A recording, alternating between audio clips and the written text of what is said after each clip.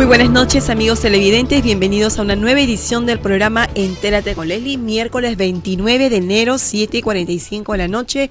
Estamos en el segundo bloque jurídico de análisis respecto a la situación del Colegio de Abogados de Lima. Además, vamos a conversar con dos distinguidos invitados del programa, dos exdecanos del Colegio de Abogados de Lima, el doctor Aníbal Torres Vázquez y el doctor Fernando Vidal Ramírez. Es un panel de lujo y Entérate con Leslie siempre se caracteriza por traer a los mejores jurisconsultos para que nos puedan ilustrar respecto a qué está sucediendo con el Colegio de Abogados de Lima, que ha visto postergada por una decisión judicial nuevamente las elecciones generales. No se puede elegir a la junta directiva, no se puede elegir a los miembros de la asamblea de delegados. Eso es por un lado. Luego vamos a comentar con ellos también el resultado de las elecciones congresales del 26 de enero y qué nos espera con este nuevo parlamento. Y finalmente un caso sonado que no podemos dejar de tratar porque está dentro del gremio. El caso ha llegado en el gremio y esto nos ayuda como abogados, porque acá no vamos a hacer un análisis político, sino un análisis jurídico, una perspectiva de esta naturaleza sobre el caso Chávarri, que esto puede también sentar un precedente para muchos otros casos similares. Así que atención, señores abogados. Comenzamos con el primer tema y buenas noches a ambos. Muchas gracias realmente por estar en el programa. No, es un gusto estar en el programa y acompañarte, Elena. Gracias, maestros. Voy a comenzar con el doctor en esta oportunidad, con el doctor Aníbal Torres, respecto a esta situación del Colegio de Abogados. Usted ha sido exdecano del Colegio de Abogados. ¿Qué opinión le merece lo que estamos pasando? Bueno, sí, en el Colegio de Abogados hay momentos buenos, hay momentos malos también, pero el que está a la cabeza tiene que dirigir. Y eso parte de una cuestión. Para ser un buen abogado se requiere dos cosas. Primero, conocimiento. Conocimiento de la ciencia jurídica. Y segundo, carácter. Una persona que no tiene conocimiento, pero que carece de carácter, pues no va a ser buen abogado. No se va a desempeñar bien en ningún sitio. Y una persona que tiene carácter, pero no tiene conocimiento jurídico, se vuelve arbitrario, prepotente, abusivo. Tiene que haber esas dos características. Hay que enfrentar allí a la asamblea de delegados. Y eso no es poca cosa, pero se puede hacer si es que el abogado tiene muñeca pues para hacer eso. Y con los años de experiencia, el que va allí a postular al Colegio de Abogados es porque tiene experiencia, porque conoce y sabe manejar las cosas y sabe poner en orden las cosas, ¿no? Y por supuesto tener una conducta honesta, decente, transparente, ¿no? Si hay eso, no tiene por qué fracasar el colegio. Y de otro lado, tiene que irse a desarrollar allí una función no de interés público, no de interés personal, buscando o utilizando el colegio como un trampolín para alcanzar un cargo público. ¿Qué es lo que se ha hecho en los últimos decanos? Y los hechos están allí. A la vista. Están a la vista, ¿no? Lamentablemente, el colegio no se ha pronunciado en algún momento sobre la enorme corrupción existente en el Poder Judicial, en el Ministerio Público y también en el Tribunal Constitucional. Wow. No ha hecho propuestas que sean positivas para poder reorganizar estas instituciones enormemente desprestigiadas y que nos desprestigian a todos los abogados. No ha dicho su palabra con relación, por ejemplo, a la formación de ahora la Junta Nacional de Justicia. Un cambio de nombre y creen que con eso han resuelto. Sí. Tenemos problemas serísimos allí. Hay no solamente un fiscal supremo que está cuestionado, el presidente de la Corte Suprema, el doctor tiene Lecaros, serios cuestionamientos. No estoy diciendo que estos magistrados sean responsables, pero frente a tales imputaciones, la Junta Nacional de Justicia ha tenido que actuar inmediatamente. Claro. Yo cuando he sido miembro del Consejo Nacional de la Magistratura, al siguiente día me nombran presidente de la Comisión de Procesos Disciplinarios encuentro un expediente en donde 5 magistrados de la Corte Suprema estaban violando la cosa juzgada. ¿Qué cosa hice? Estudié el expediente, rápidamente presenté un proyecto de informe, y se tuvieron que ir los 5 magistrados. O sea, se puede hacer si es que se tiene voluntad, si es que se conoce. Yo he actuado dentro de la ley. Ellos, ¿qué cosa dijeron? Me amenazaron, me dijeron que no voy a estar más de 8 días, creo, en el colegio, Trajeron un informe de la Corte Suprema Argentina a su favor. A la Corte Suprema Argentina lo hice tiras allí. Porque su informe era un informe parcializado. Uno de los miembros incluso era un gran procesalista que tenía su libro, y para mala suerte de él lo había leído su libro. En su libro decía una cosa y en su informe decía otra cosa. Es que para desempeñar un cargo no hay que tener complejos. Claro. Ese es el otro gran problema del peruano, que tenemos ese complejo a veces de inferioridad, de superioridad. No, señor, nosotros tenemos la plena convicción de que todos los seres humanos somos iguales, sustancialmente iguales. El conocimiento no viene por el nombre, por el apellido, porque se pertenece a tal o cual clase social. Aquí en este momento la Junta Nacional de Justicia, en vez de estar saliendo a la televisión a hablar tantas cuestiones, debe estar trabajando. Que haga sus reglamentos muy bien, que los haga, pero eso no quiere decir que se pueden retardar estas cosas, porque ahora, ¿qué están diciendo en los medios? Que esto lo tiene que ver el nuevo Congreso. Si lo verá el nuevo Congreso, ¿de quién es su función? De la Junta Nacional de Justicia. Para eso ya tenemos la Junta Nacional de Justicia. Para eso fue conformada, ¿cierto? Así es, para eso fue conformada. Bien. Vamos a hacer ahora, gracias doctor, así que vamos a hacer tremendo arranque del doctor Aníbal Torres, así que escuchemos, porque realmente nos ha hablado del carácter, nos ha hablado del conocimiento de la ciencia jurídica y de la decisión de poder plantear las propuestas y soluciones. Doctor Vidal Ramírez. Bueno, cuando yo llegué al decanato del Colegio de Abogados de Lima en 1989, pensábamos que el colegio debía actuar como una especie de conciencia jurídica del país. Y realmente, frente a los problemas que entonces se presentaban, eran las finales del gobierno de Alan García y después vino el comienzo del gobierno de Alberto Fujimori, estábamos pendientes de los sucesos más importantes, aquellos que podían afectar el ordenamiento jurídico del país o el orden constitucional, y el colegio se pronunciaba. Y se pronunciaba, era una tarea a la que el colegio se prestó con verdadera devoción, pero para eso se formaron comisiones y se invitaron a juristas de talla. Yo me acuerdo que cuando estuvo la flota de barcos rusos pescando en el litoral peruano, y se comprobó que estos barcos tenían factorías y grandes cámaras de refrigeración para guardar el pescado, y además pescaban con un sistema de redes que sacaban el pescado en grandes volúmenes, el colegio protestó.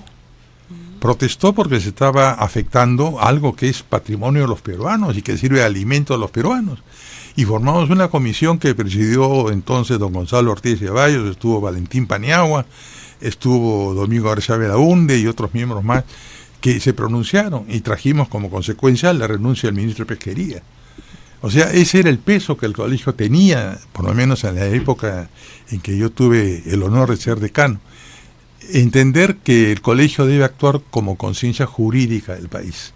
Eso lo he repetido varias veces, pero creo que no hay eco en este momento, porque la gente que ha tomado las riendas del colegio, gente sin experiencia no solamente, diría yo, a lo que se ha referido mi colega y amigo Aníbal, sino también falta de preparación política, de olfato político para ver las circunstancias en las cuales debe salir al colegio a pronunciarse. La oportunidad, Así ¿no? es, la en que uno tiene que merecer debe un pronunciamiento, una voz de protesta. Y las consecuencias son de que esta es una junta directiva que no ha tenido afinidades internas.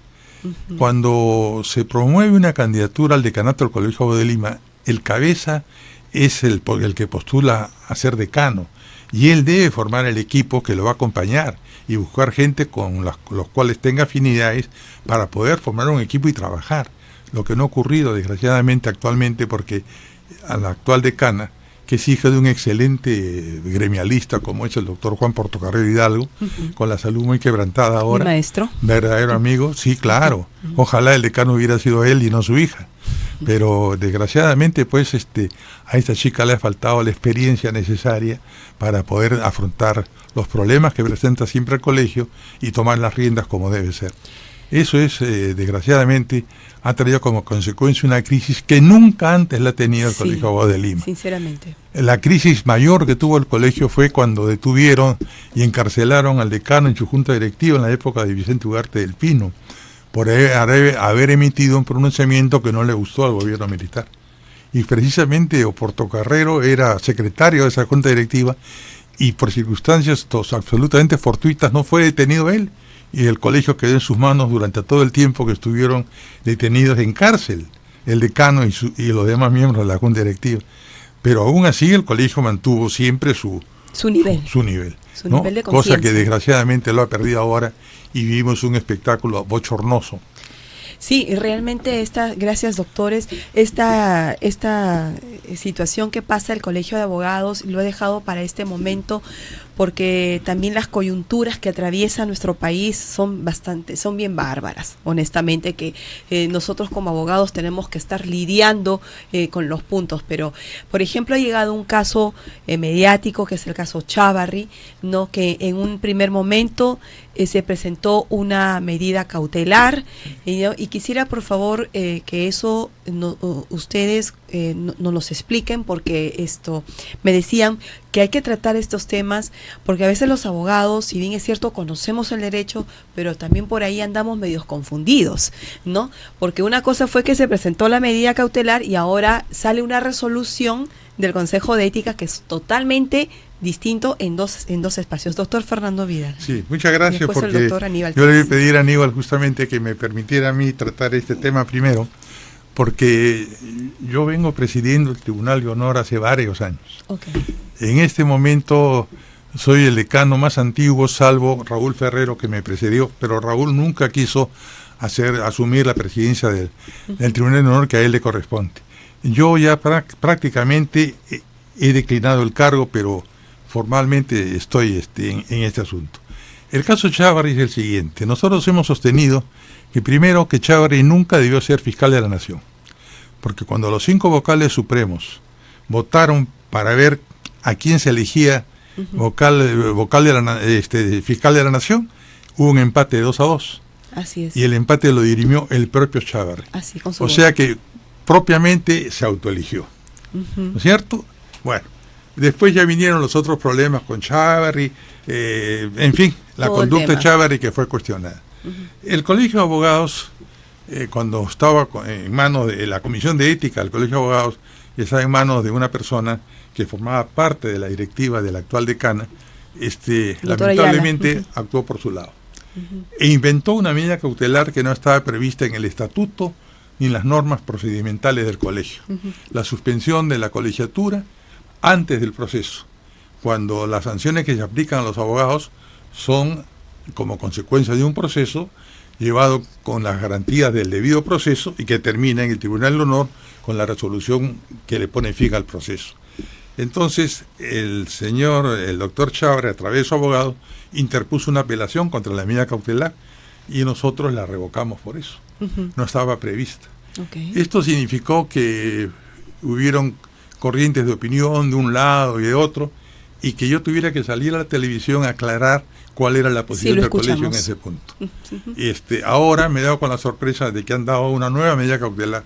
Como yo estoy alejado del colegio desde el mes de noviembre, no sé si la Junta de Decanos ha dictado un nuevo procedimiento. Es la resolución del Consejo. Sí, pero la Junta de Decanos sí ha dictado un nuevo reglamento, y el colegio lo ha adoptado, en fin, eso es lo que no sé.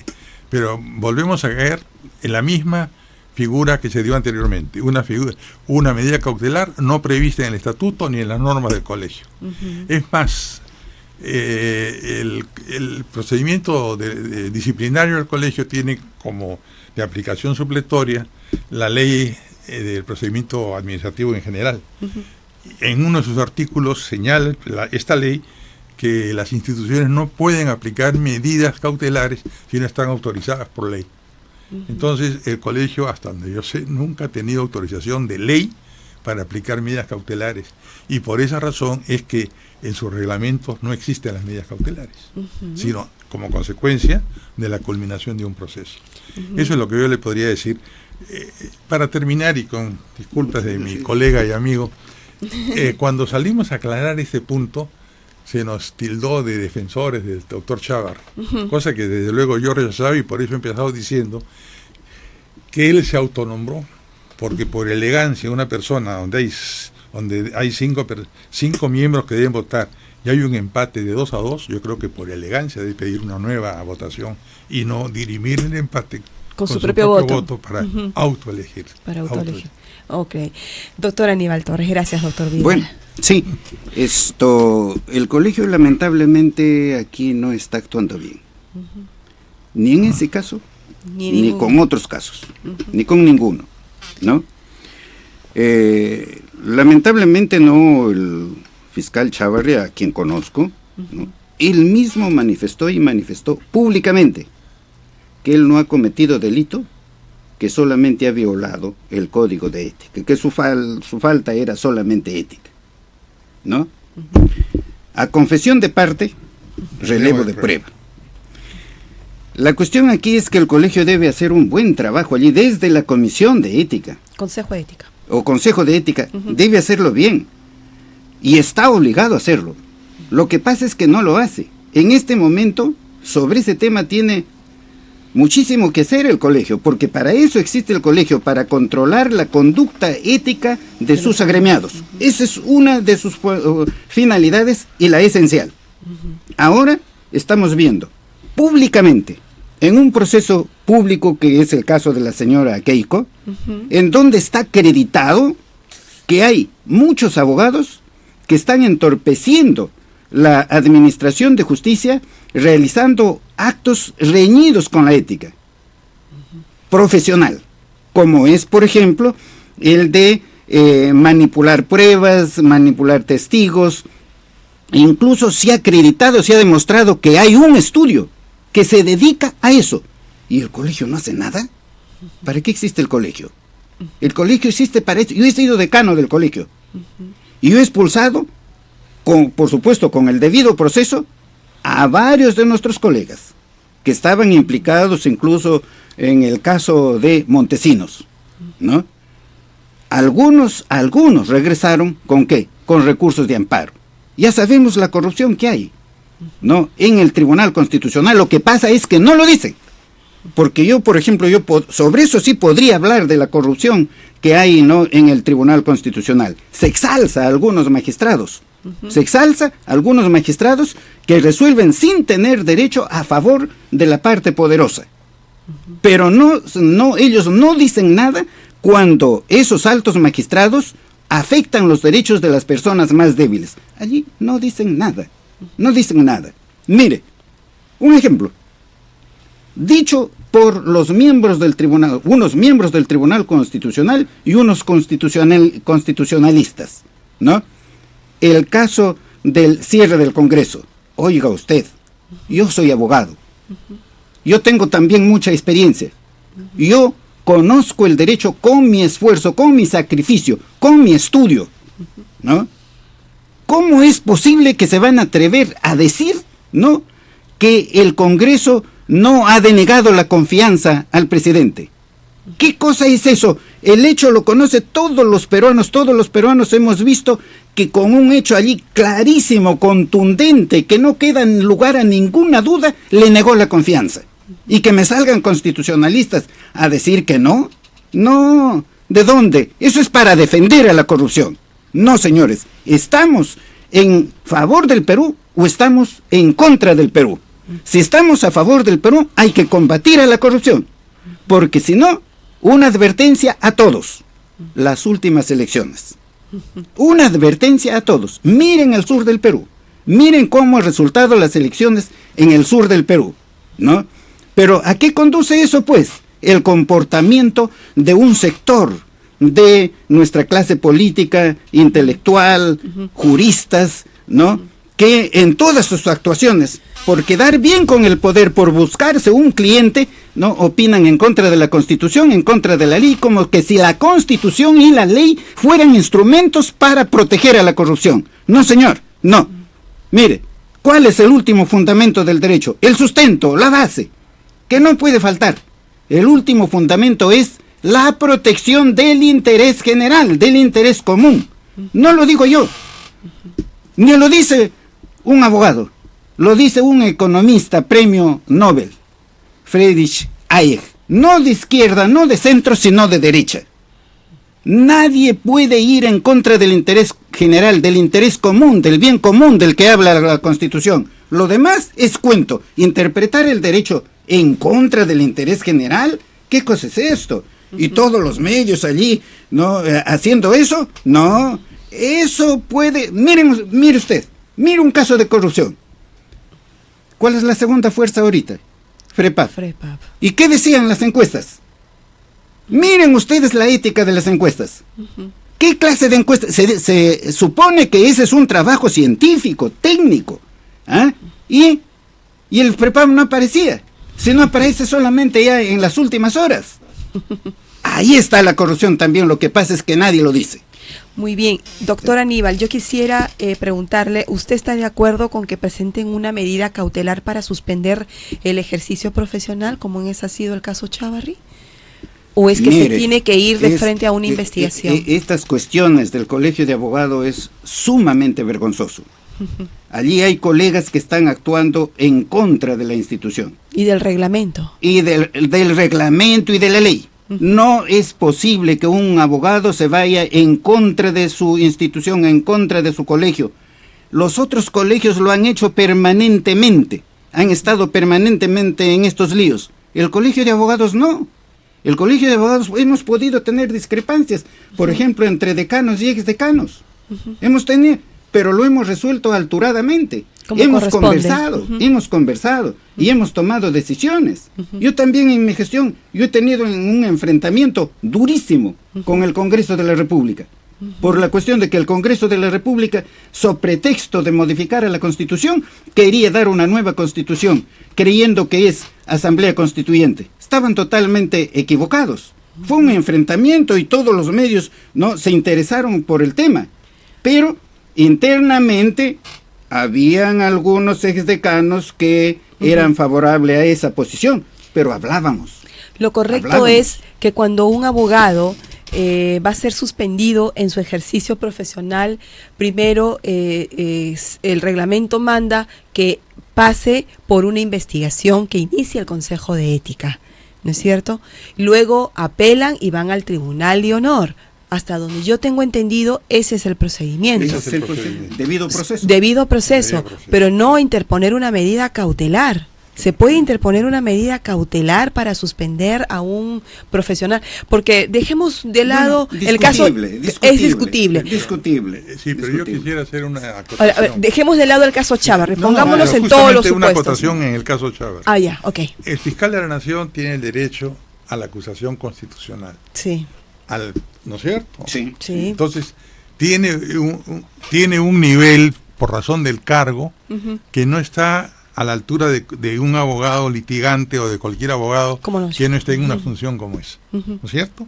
Entonces, en todo caso, lo que el colegio tiene que decir es dirigirse al Congreso, plantear las cuestiones al Congreso para que el Congreso lo sancione, lo destituya, porque es el Congreso el llamado a destituirlo.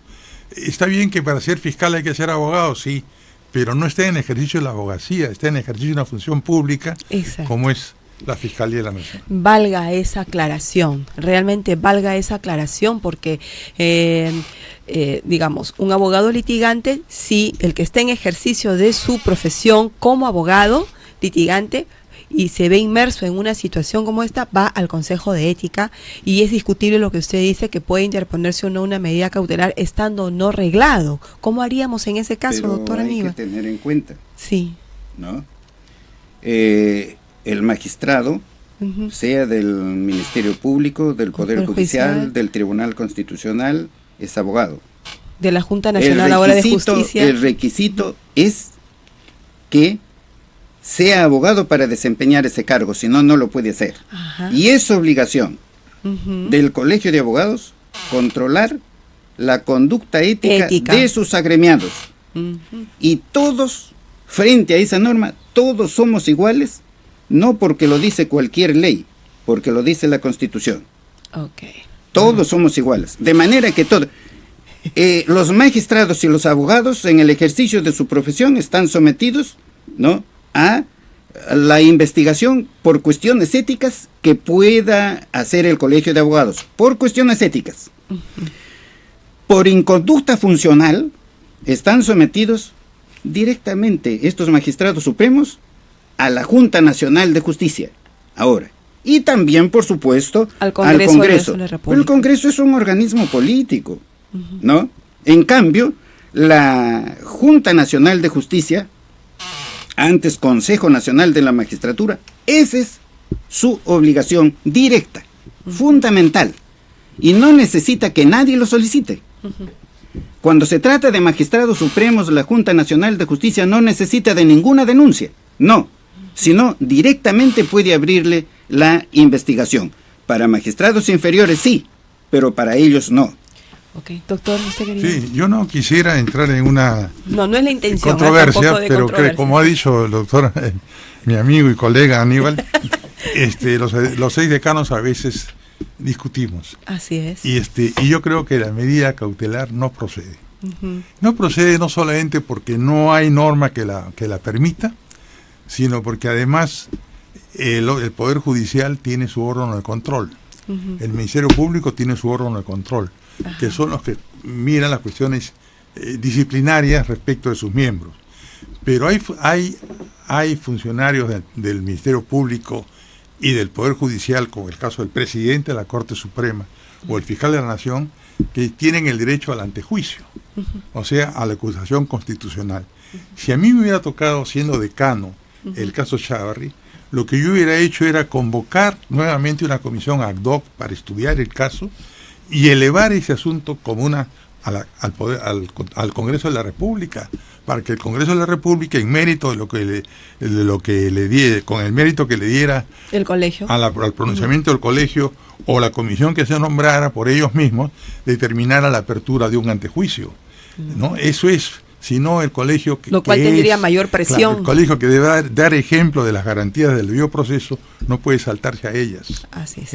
Esa ha sido mi posición y la que he mantenido siempre respecto de la medida cautelar. Y bueno, y viniendo el análisis de 2 exdecanos del Colegio de Abogados de Lima, realmente esto nos ayuda a reflexionar en muchos aspectos, ¿no? Porque lo común de todo esto, y ya para ir cerrando el programa, producción, lo común, lo esencial y el factor común de todo esto es que se luche, como usted bien lo ha dicho, por el bienestar de todos, por el bien común, porque esa es la esencia de un Estado, ¿no? De la creación de un Estado. Se creó para justamente proteger el bien común, y de un Estado de derecho, respetar la Constitución y la ley, no obrar al margen. Si nosotros somos un colegio de abogados, un gremio, una conciencia jurídica, pues definitivamente somos los primeros en tenemos que dar el ejemplo de aplicación, ¿no? De normas existentes.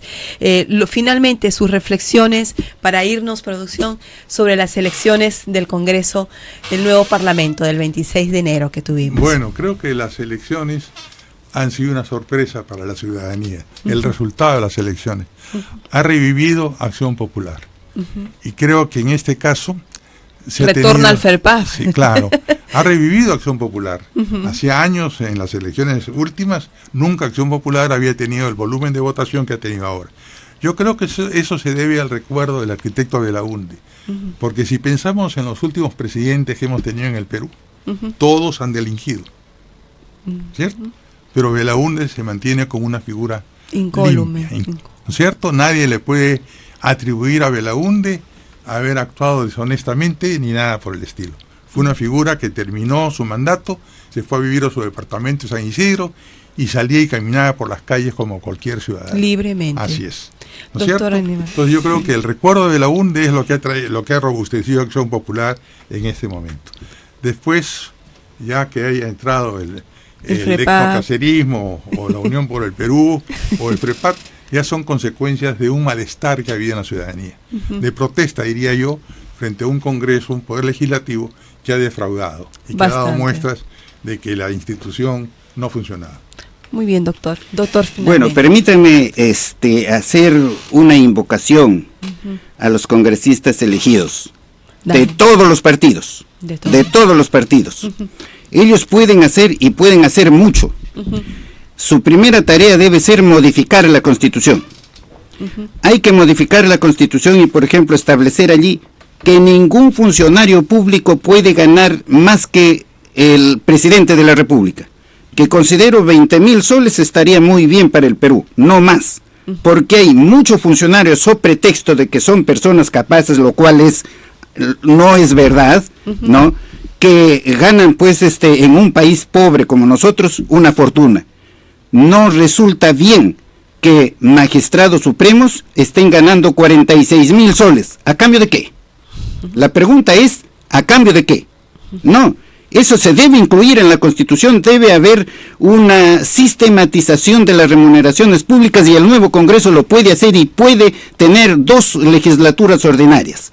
Hay que hacer otras modificaciones, hay que reducir los gastos en el Estado. No pueden haber funcionarios públicos con tantas gollerías, no, automóvil, seguridad y todo eso. Son funcionarios públicos, son políticos, como ha dicho el presidente mexicano, pues a ellos que lo cuide el pueblo. No dicen, han sido elegidos por el pueblo los va a cuidar. ¿Por qué lo tienen miedo al pueblo?